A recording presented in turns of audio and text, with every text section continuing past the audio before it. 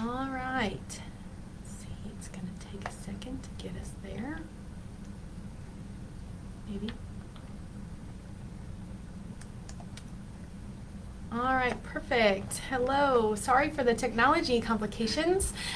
Today we are going to have our Purple Chair Chat, important live conversations instilling the knowledge, skills, and values necessary to prevent gender and relationship violence. I'm Katie Dinges, Executive Director here at Jana's campaign, and today I have with me Rachel Moravik, and she is our new Education and Prevention Specialist located here in our Hayes office.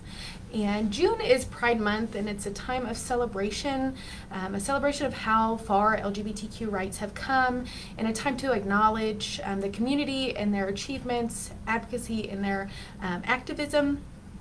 And today we're going to share some information on the realities of gender and relationship violence within the LGBTQ plus community.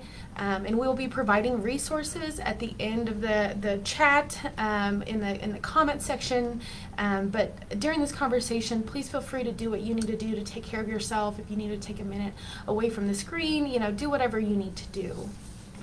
But I first want to talk briefly about some history of the social movement within the LGBTQ community and organizing around the acceptance and the rights of persons who identify as LGBTQ plus or queer began as responses to centuries of persecution by churches and state as well as medical authorities, where homosexual activity or deviance from established gender roles or dress was banned by law, traditional customs, and it was typically condemned through public trials or exile, medical warnings, and language from the pulpit. And these paths of persecution entrenched homophobia for centuries, but also alerted entire populations of the existence of difference.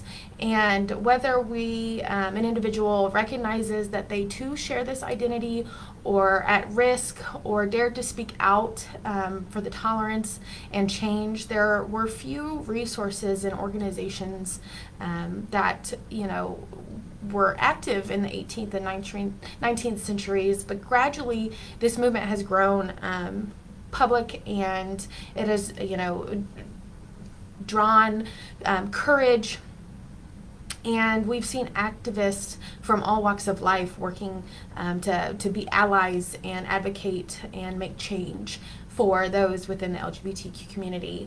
And I find it so interesting that however, throughout 150 years, homosexual social movements, really their leaders and organizers have struggled to address very different concerns and identity issues.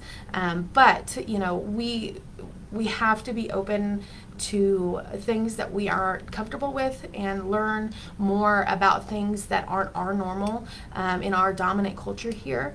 And so that's what we're going to do today, is discuss one of the issues that is prevalent within the LGBT community, and that is gender and relationship violence. And so first we're going to start with a definition, and LGBTQ relationship violence is violence that occurs in the context of same gender or queer intimate relationships. And it's also important to acknowledge and note that some people identify their gender outside of the gender binary system of male and female, and therefore finding the most accurate language to describe relationship violence can sometimes be difficult because language itself is not neutral and reflects many assumptions that are embedded within our dominant culture. But like heterosexual violence in relationships, it involves a conscious manipulation and control of one person over another through the use of threats, coercion, humiliation, and force. There are sometimes misconceptions that suggest that violence within same-sex relationships is not as bad as violence within heterosexual relationships because it's mutual battering, but that really is not true or accurate in any way, shape, or form. And in fact, some research from 2013 shares that domestic violence occurs at equal prevalence in same-sex relationships as the opposite sex counterpart relationship taking a place in approximately 25 to 33% of all relationships. And we do know that some research now also shares that those within the LGBTQ community, sometimes experience violence at higher rates than those of heterosexual couples. And so Rachel's going to share some statistics with you all. Yes, so we all kind of know that the members of the LGBTQ plus community often face hate crimes. And sexual assault was one of the most commonly reported hate crimes by LGBT individuals. That is according to studies collected by the National Sexual Violence Resource Center. In fact, almost half of transgender people have been sexually assaulted at some point in their lives, and these rates are even higher for trans people of color and those who are homeless or are in sex work or have had a disability. Black trans women in particular face violence at disproportionate rates due to intersecting racial prejudice, sexism, and transphobia, according to the Harvard Civil Liberties Review. Members of the LGBT plus community are also more likely to experience hardships that make them more vulnerable to violence, including some substance abuse, homelessness, and poverty. So there's also a lot of unique abuse tactics when it comes to domestic violence in the LGBTQ community. There's several, but I'm just going to go over 3 of the main ones now. The first one being outing the victim. So society's distaste, for lack of a better word, for the LGBTQ community causes isolation and increases vulnerability of members to domestic violence.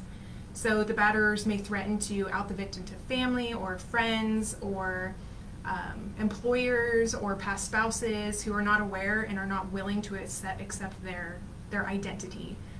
So when forced out of the closet, this has a lot of issues for the victim. They may lose child custody, prestigious careers, and just valued relationships in their lives. Another tactic is normalizing abuse. So since there are so few positive LGBTQ idols or role models, I guess, batterers may convince newly out partners that their relationship is normal and that abuse occurs in all LGBT relationships, which is simply not true. And a third tactic is instilling fear of reaching out. So abusers may use society's perceived fear and hatred of LGBTQ communities to convince their partner of the dangers and repercussions of reaching out to others for help. Yeah, wow. Thank you, Rachel, for sharing that.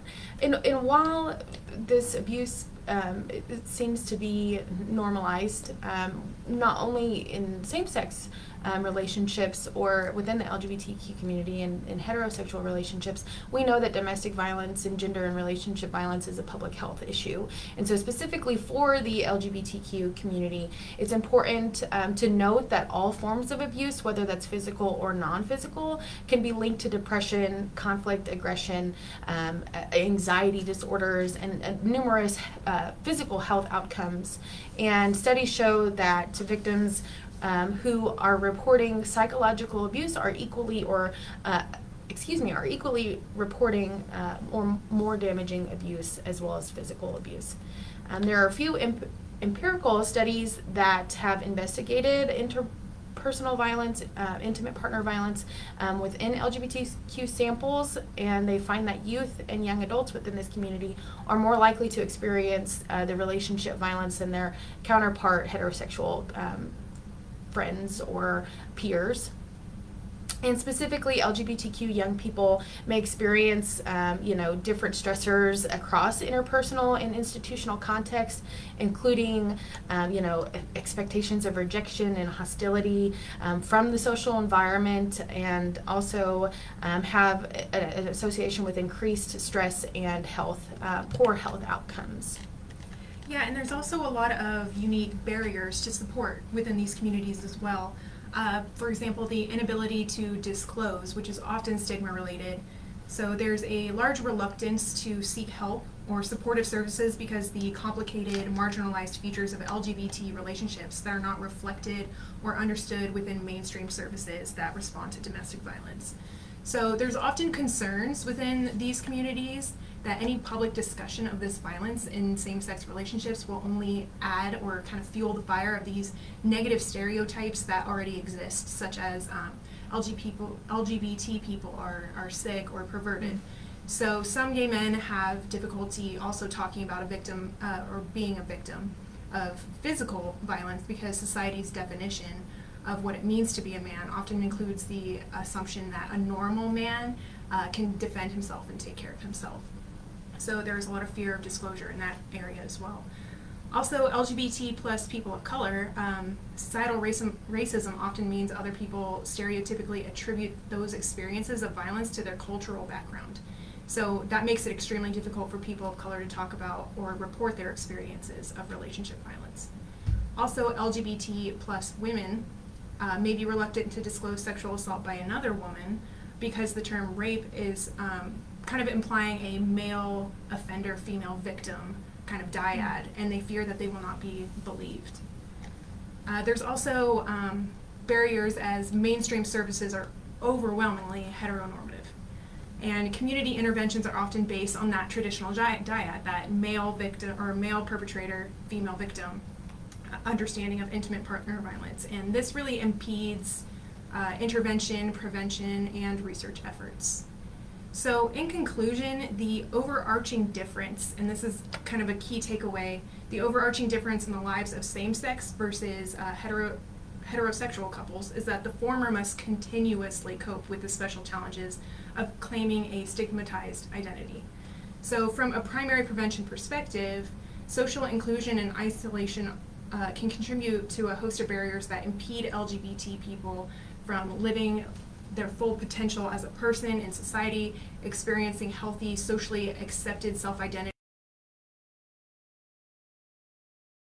Yeah, you're exactly right. And I think that also it's been really promising to see more direct services and victim services are becoming more inclusive. Mm-hmm. And so while a lot are still very heteronormative, we are seeing that change. And I think that's very important.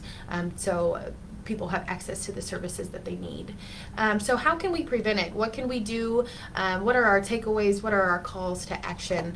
We can increase funding to programs that focus specifically on LGBTQ plus children, youth, and their parents and education on their needs. And we can, ensure current investments into domestic violence services that reflect the needs of those that identify as LGBTQ. And we can invest in action-oriented research within LGBTQ communities so that their experiences and challenges can be better understood and then addressed in order to prevent violence and all forms of hate crimes, and partner with researchers, community-based organizations, and LGBTQ communities to better understand the nature, scope, and barriers and gaps, and find solutions to develop effective continuum of support. And one thing that we are working on always doing is continuing to educate ourselves on issues that are social issues that can contribute to our health as well. So that's our challenge to you today, is to continue to educate yourself on these issues specific to LGBTQ communities and domestic violence or gender and relationship violence. As I mentioned earlier, we will drop a couple resources in the comment section, and these will include direct links to websites for the Kansas City Anti-Violence Prevention Organization, or project, the HRC, Human Rights Campaign, RAIN, and the Trevor Project, as well as GLAAD. So these are just a few organizations that are working specifically on the issues of gender violence, hate crimes, and LGBTQ community. If you are in need of support or direct services and are unsure who you can contact, please feel free to reach out to us at Jana's Campaign, whether you send us a DM on Facebook or Instagram. You can email us at janascampaign@gmail.com. You can call our office at 785-656-0324, and we will find out who your local resources are and put you into contact with them. So please feel free to reach out to us with those questions. Thank you so much for joining us for this month's Purple Chair Chat, our important live conversations working to instill the knowledge, skills, and values necessary to prevent all forms of gender and relationship violence. Thank you so much, and please feel free to reach out to us with any questions.